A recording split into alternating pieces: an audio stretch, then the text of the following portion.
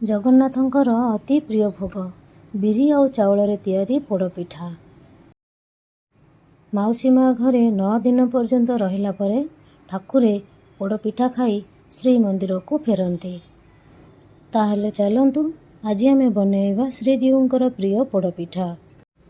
ପୋଡ଼ପିଠା ବନେଇବା ପାଇଁ ପ୍ରଥମେ ରାତିରୁ ଭିଜେଇକି ରଖିଥିବା ବିରି ଏବଂ ଚାଉଳକୁ ଭଲସେ ବାଟିଦେବା। ବିରି ଚାଉଳ ବଟାକୁ ଆମେ ଟିକେ ବହଳିଆ ରଖିବା।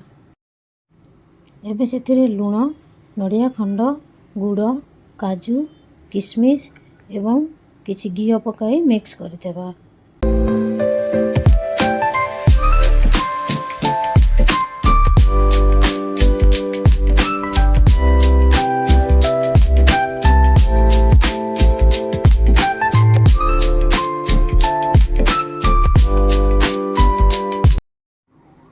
ଭଲସେ ଗୋଳେଇ ହେଇଗଲା ପରେ ଏବେ ଆମେ ଏଥିରେ ଗୋଲମରିଚ ଗୁଣ୍ଡ ଓ ଗୁଜୁରାତି ଗୁଣ୍ଡ ପକାଇ ଭଲସେ ଗୋଳେଇ ଦେବା।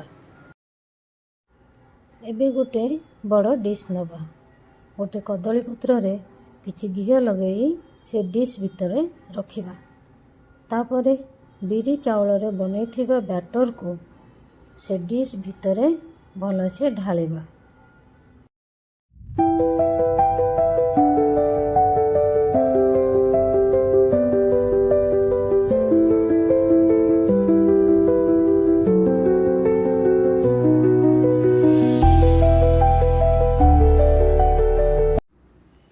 ସବୁତକ ବ୍ୟାଟର ଢାଳି ସାରିବା ପରେ ଉପରେ କିଛି କାଜୁ, କିସମିସ ଆଉ କିଛି ଘିଅ ଦେଇଦେବା।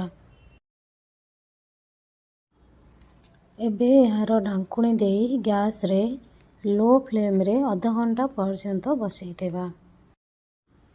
ଅଧଘଣ୍ଟା ହେଇଗଲା ପରେ ପିଠାକୁ ଆମେ ତଳକୁ ଆଣି ତାକୁ ଓଲଟେଇ ଦେବା ଏବଂ ତାର ଆର ପାଖଟାକୁ ଆଉ ଥରେ 20ରୁ 25 ମିନିଟ୍ ପର୍ଯ୍ୟନ୍ତ ସେଇ ଲୋ ଫ୍ଲେମ୍ରେ ଗ୍ୟାସରେ ବସେଇଦେବା।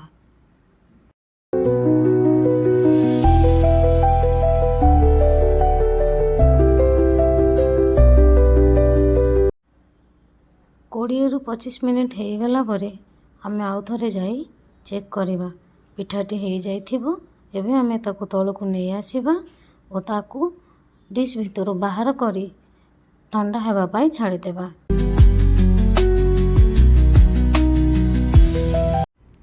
ଏଥର ରଥଯାତ୍ରାରେ ଏଇଭଳି ପୋଡ଼ପିଠା ବନେଇ ଜଗନ୍ନାଥଙ୍କ ପାଖରେ ଭୋଗ ଚଢ଼ାନ୍ତୁ।